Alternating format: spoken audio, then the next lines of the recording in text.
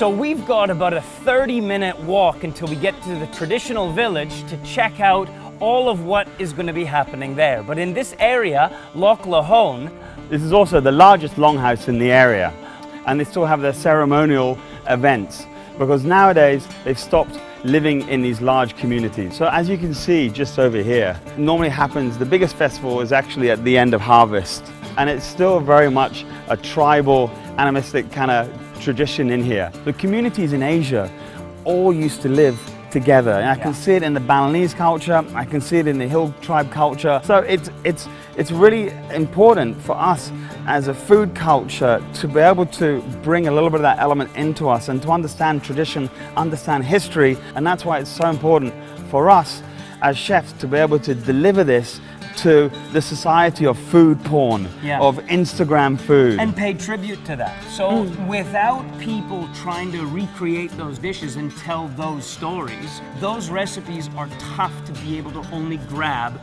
from the internet. You're missing the stories, you're missing the flavors, you're missing the smells, and that's kind of what we're here to do. And that's the point of, you can get a recipe, an old recipe, onto the internet. But if you've never tasted it in the village with the people and with that spirit, it's never going to be the same dish. And that's why, you know, it's very important for us to discover this. It's so nice to walk into an authentic village like this, where daily life is just every day. I mean, this is what everyone is doing. So if you have a look at this, this is amazing. Look at this. Still soft. Freshly scraped. Yeah. So you can see the scraping element of here, and then these are all the shavings. And you know what this could be really good for?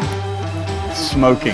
Oh, that would be wonderful. That would be awesome. See, you know, it's so important to go back to these cultural elements that we can then see where the beginning, I keep on stating this because, I don't know, this is very much for me where cuisine keeps on starting.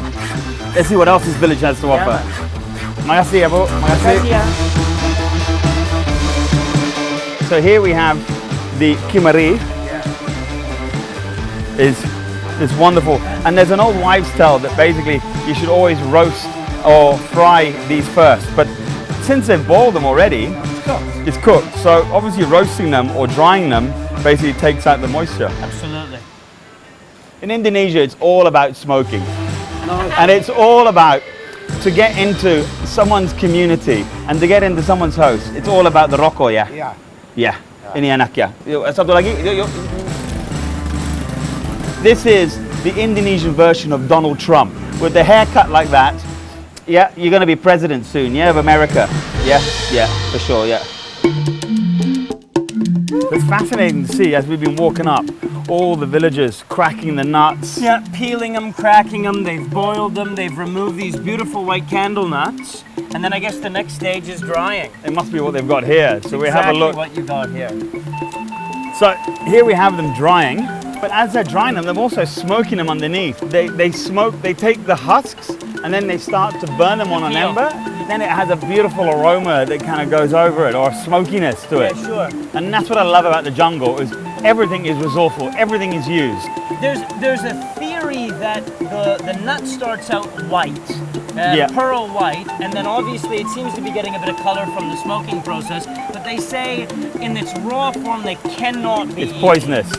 Do you wanna test that and just stuff that in and see how you feel in an hour? After you. No, I'm good. No, I've got a rafting element to do, and I'm not interested in having that problem. So, also further up here, I've got a beautiful place where we can cook some fantastic Dayak food. Where we should probably be using some of these nuts. Indeed, we shall be.